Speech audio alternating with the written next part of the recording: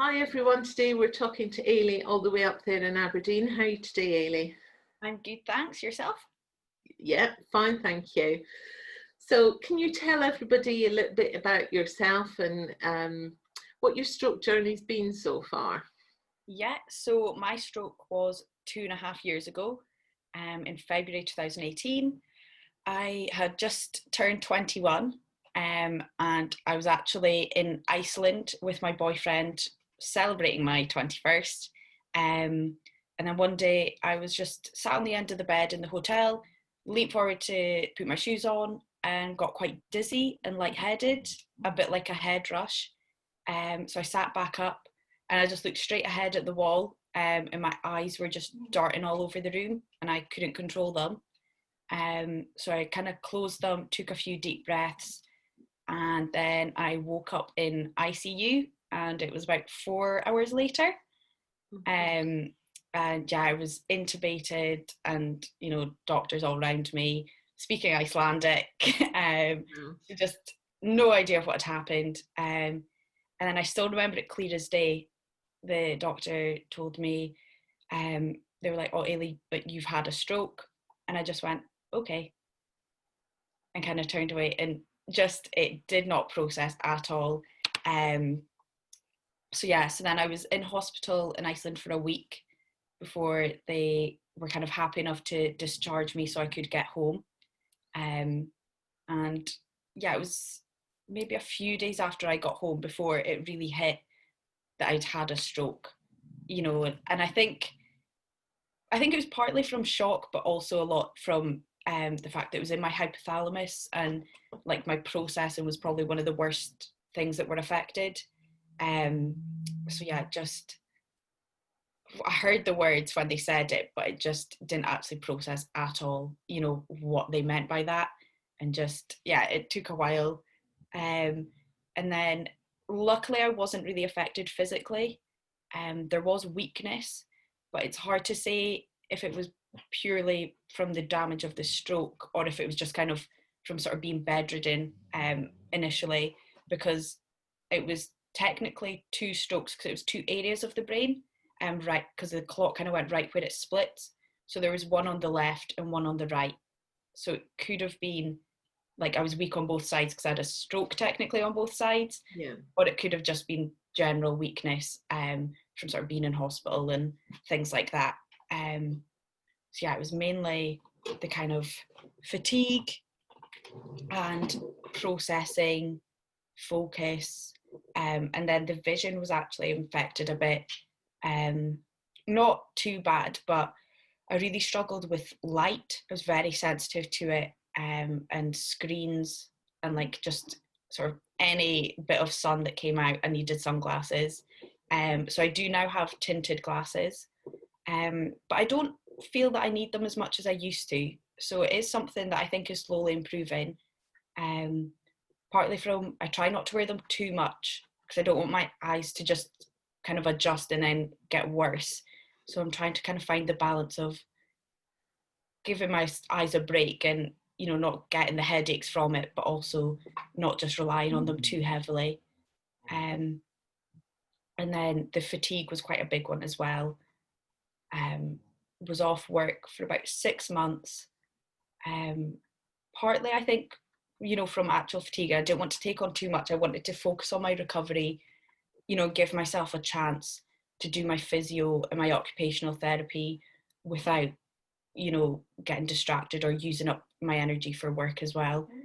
And then there was a lot of anxiety, I think, after it happened, because I was healthy, and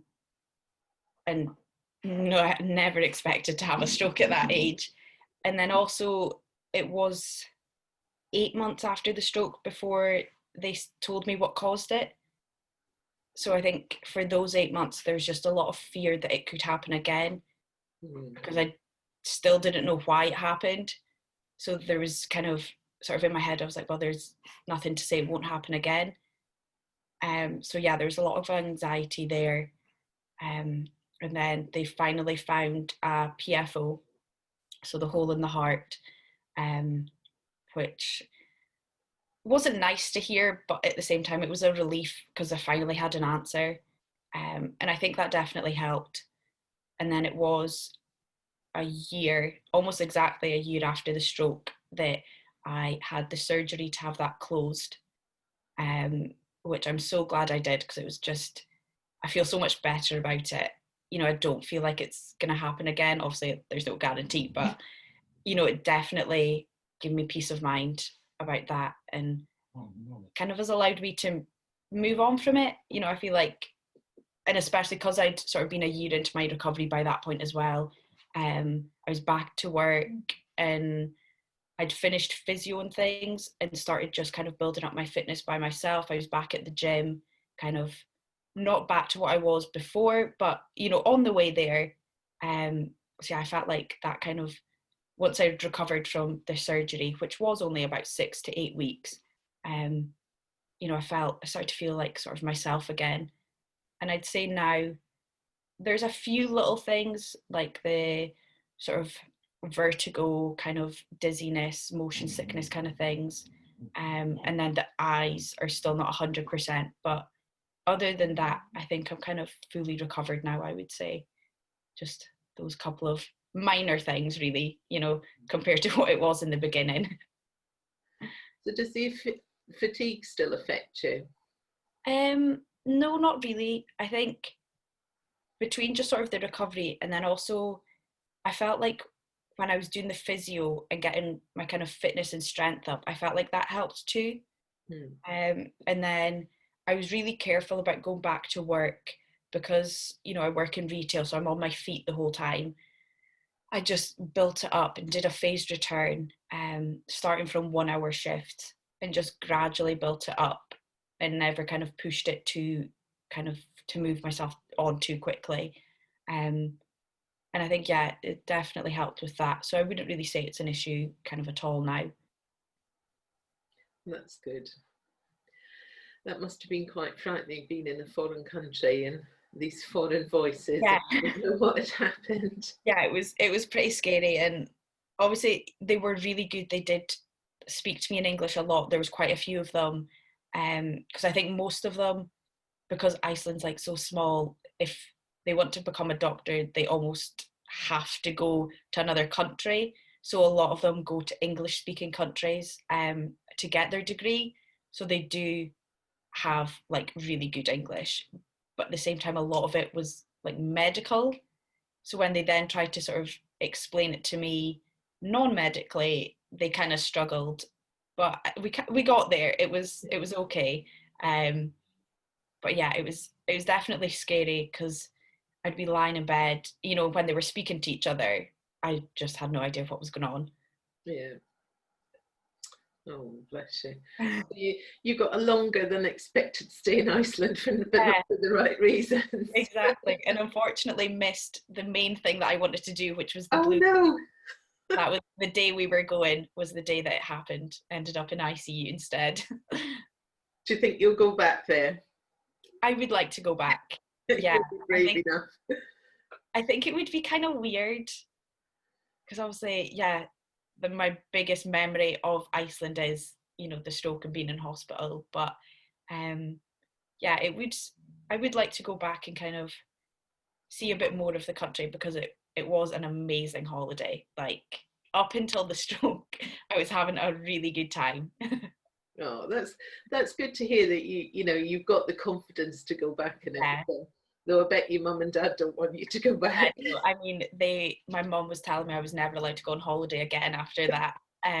Because it didn't help that when I was there was horrendous storms back here. I don't know if you can remember because obviously it was a while ago now, but almost all of the airports were completely closed. So they couldn't fly out to me. So they were just sat at home waiting to kind of find out more and see how I was doing and just kind of hoping that I was going to get back. And then we were also scared because the day we were meant to be leaving, obviously we couldn't get that flight anyway, but it had to be cancelled because there was nowhere they could land in the UK because like the weather was that bad. So then they were like, even if, you know, I got the go ahead from the doctors, the weather might have also got in the way. But yeah, after a week, I managed to get back in one piece. We managed to land in Glasgow as planned, and yeah, it was a big relief for everyone once we'd kind of touched down, and they were like, right, okay, she's here. You know, we can see her. We can actually be there for her now. Oh, I bet it was. I bet you got the biggest hug from your mum you've ever had. Yeah, it was quite emotional, kind of coming out the airport and seeing her. I got wheeled through the airport, and she was there waiting for me, and it was quite an emotional one, but big sense of relief, because it had been a very stressful week away because obviously medical bills, but thankfully we were insured and everything was covered, so yeah, that was okay. But there was a lot of insurance phone calls, which thankfully I didn't have to deal with. But yeah, it was a very stressful week. Oh gosh. So you've gone back to work and everything, fingers crossed, is going okay and everything. So then we get to this year. Yes. This year's got a bit pants as well, hasn't it? Yeah. So I was also studying at the time. So I was doing my business diploma at college, and obviously that I withdrew from that in the February. And then it came to the August, which obviously is about when like the next academic year was starting. And I was just starting to think about going back to work. And yeah, after a lot of thought, we decided I wouldn't go back to college just yet, because it just seemed like a lot. I was still recovering, and to take on returning to work and returning to college. And then we also weren't sure if I'd cope with it, like, you know, the processing and the concentration. We weren't sure if I was going to be ready for it either. So I didn't go back until August 2019. And that was all going really well until lockdown. And I was like, oh my gosh, I'm just destined to never get this. But I did get there in the end. Obviously, there's a few changes to the plans and the assessments and things, but just a lot of kind of online learning and working, doing all the work from home, and, you know, slightly changed the curriculum. But we got there and passed everything, and it's actually done now. Yay! Well done. It's amazing what can be done online, and Yeah. I think lockdowns just proved this.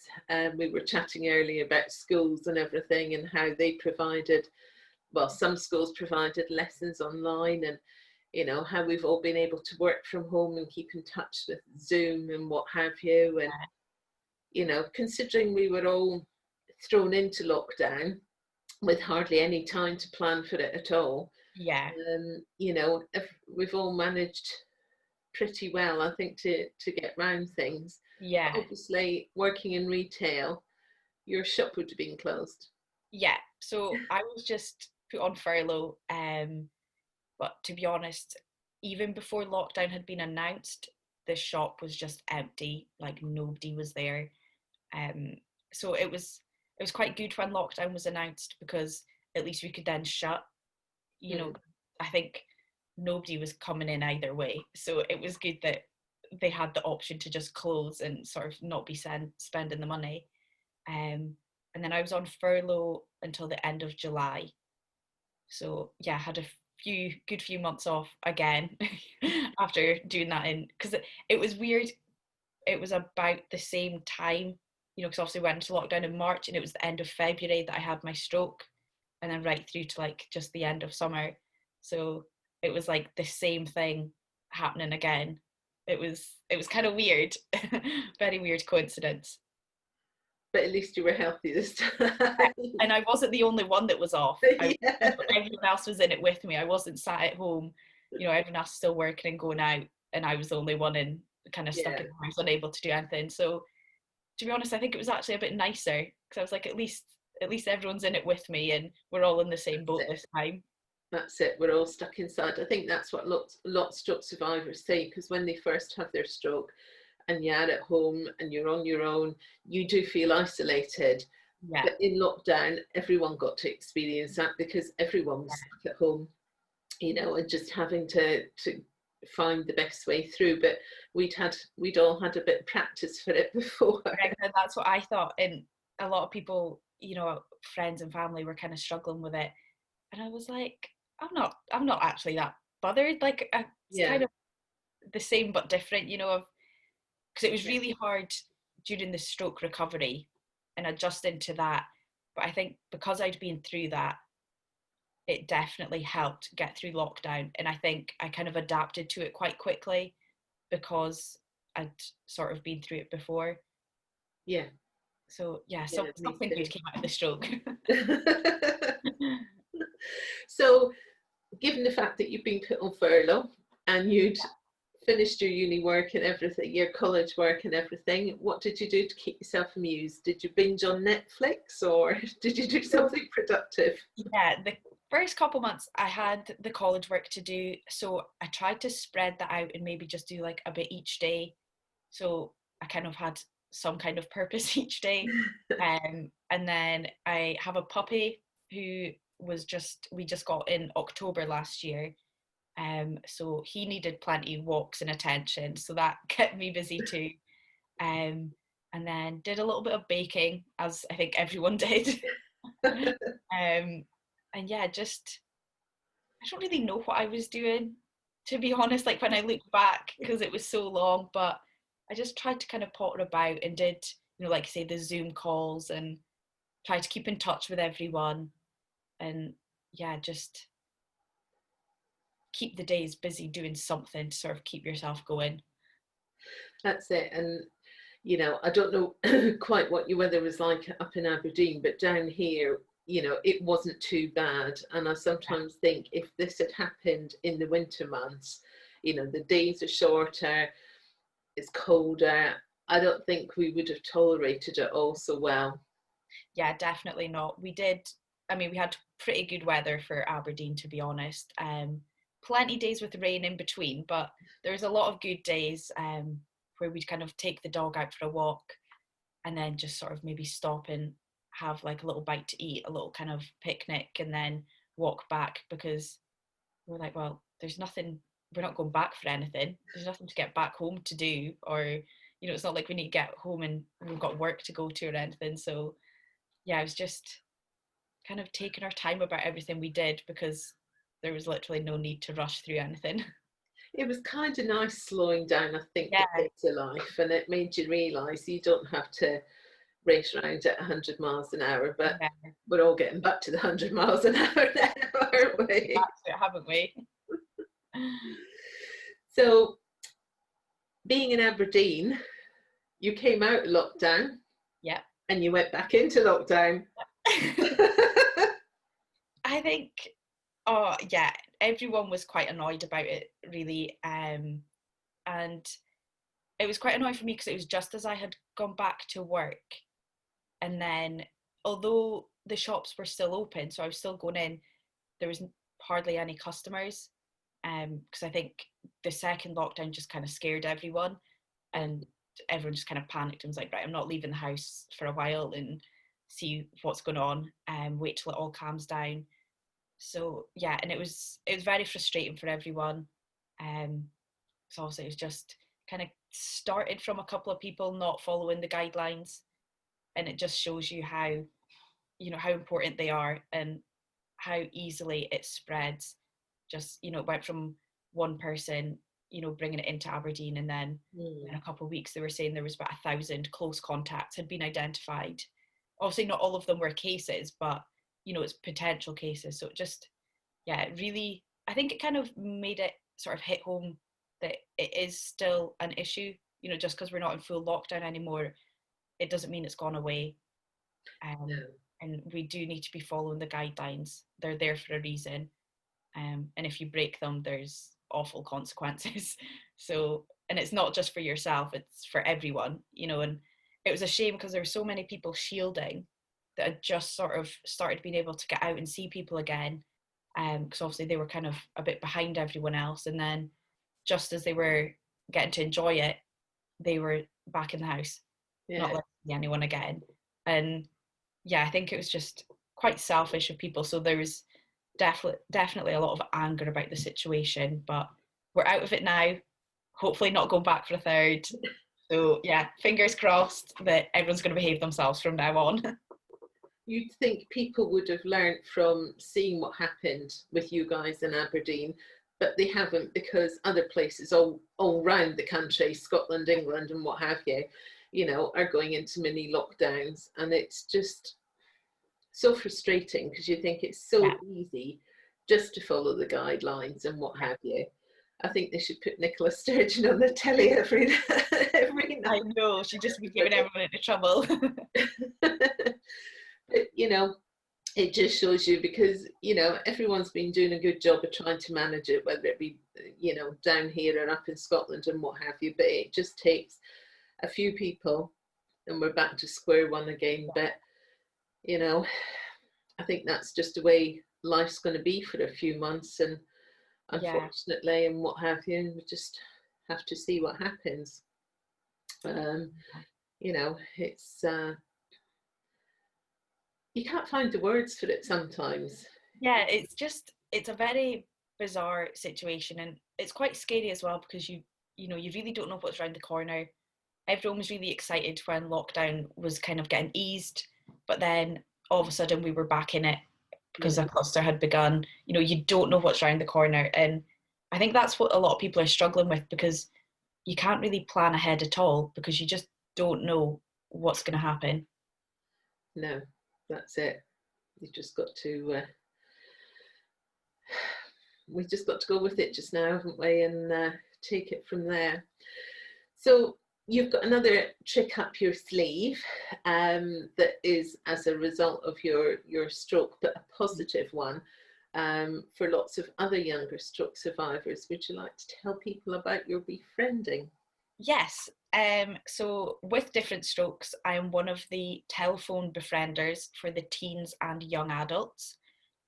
We started in January, I think we launched. And it's just a service that kind of allows stroke survivors to get in touch and be matched up with one of the volunteers. And we'll speak to you as often as you kind of want. It can be regular, it can be a one-off, it can be once a week, once a month, just whatever the survivor needs, depending on their situation. I've had one person that I was matched with who had had their stroke during lockdown, and although I don't think she was struggling too much, but there was just a lot of kind of unknown, because obviously the COVID situation has affected her treatment and her aftercare, and things like that. So we just had a nice chat, and I kind of explained mine, because she also had a PFO, and just wanted a bit more sort of explanation about what that actually is, and the procedure to get it closed, what that was like.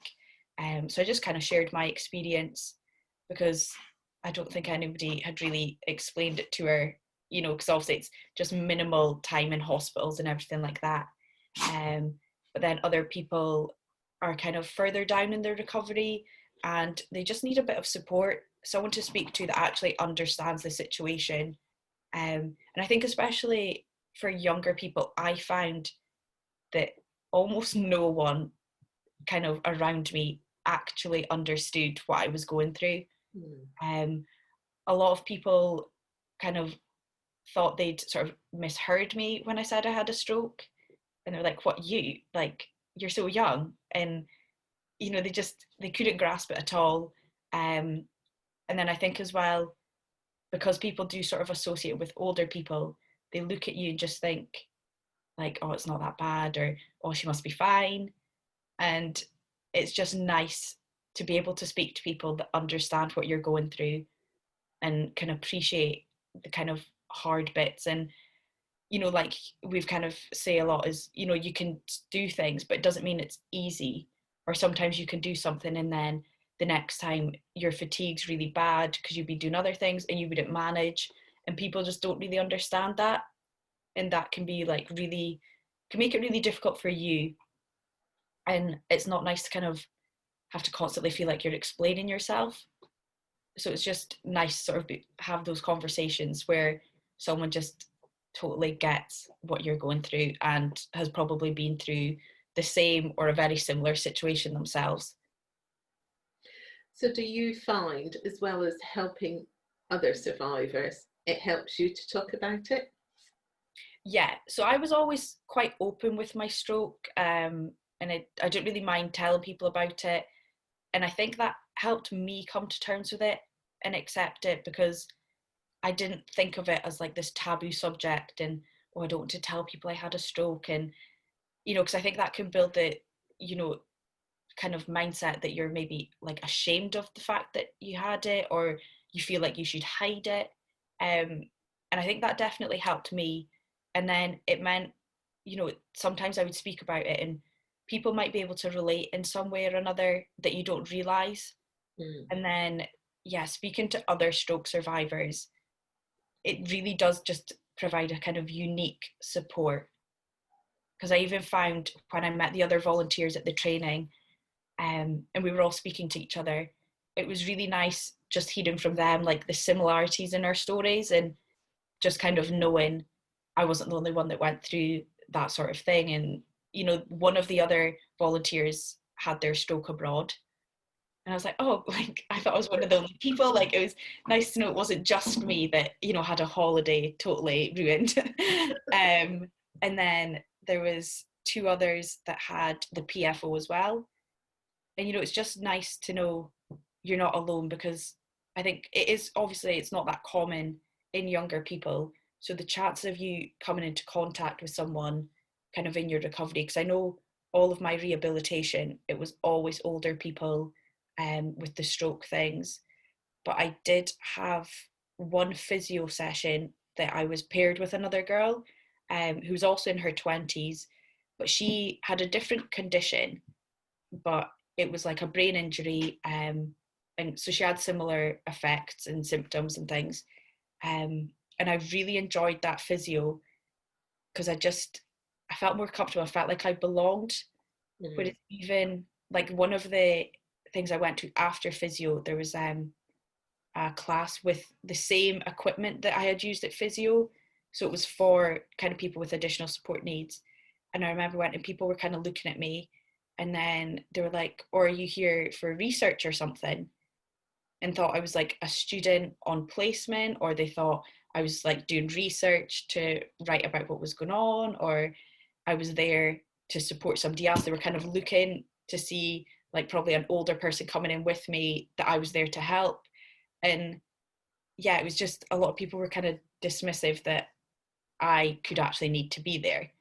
Yeah. So it's just, I think it's really important to know that there's more of us out there than you realise, because I didn't realise how common it was until I kind of found different strokes. And, even just on the Facebook group, scrolling through and seeing people saying that they had their strokes in their 20s and things like that, I was like, oh, it's not just me, like there's other people out there. It's just reassuring. It definitely is. And I think, you've hit the nail on the head, trying to get through to people that you've had a stroke when you look okay and you're young and you're healthy and what have you, is it's kind of something, people don't really want to admit to, because they don't want, oh, but you're fine, you look fine and everything like that. But yeah, I look fine to you, but things with me aren't 100% fine. But you can't explain it, and it's too tiring to explain it to them. So it's just nice to find other people Yeah. that are in the same situation.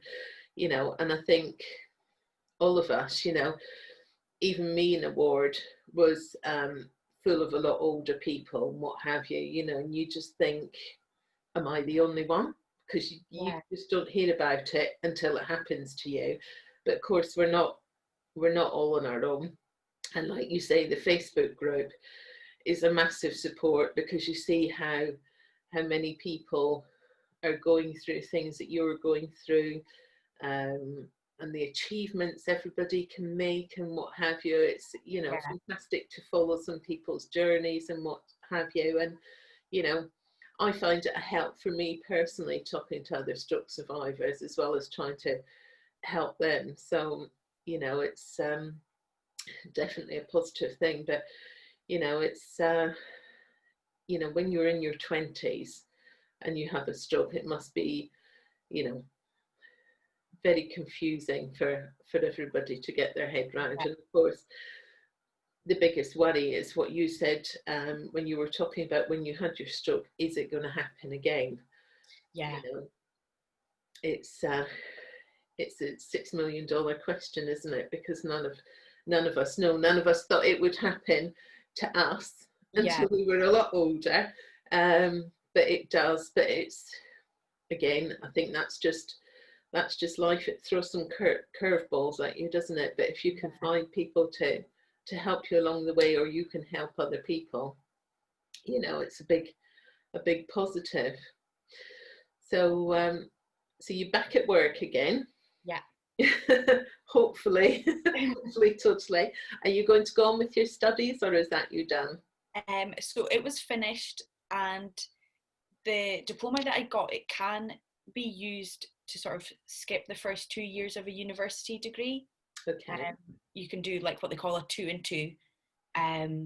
But I think at the moment I just kind of want to go out and get a job and find my feet, get a bit of experience, and decide like where I want to go with it, because obviously business, it's kind of general, and I'm not sure exactly kind of what aspect of it I would want to go into. So I'd quite like to just get some experience and sort of figure that out, and then I can always go back and get a degree. You know, I could get one specific to marketing or to human resources, or, you know, whichever aspect I would kind of decide. But I think I just want to kind of get out there and get some experience and see the world. That's it. And at least you got your diploma in your pocket, so you know, missing the first 2 years is a big step and everything. You know, it's a lot of time you've claimed back from there, and you know, you can see what you want to do, what pathways it opens up and everything, and the world's your oyster. Exactly. And I mean, it ended up taking me an extra couple of years to actually do it in the end, so I think I need a break, and then we can maybe go back later. Well, I only completed my degree a few years ago, so never say never. Exactly, like there's no rush to do it. There's plenty of time to go to uni. So exactly. And you know, there's online opportunities and things like that and what have you now. So you know, even if you want to combine it with working and everything, it's you know, there's lots of opportunities out there. So well, we wish you luck with all that, and we'll keep our fingers crossed that nobody doesn't go into lockdown again. Oh, don't.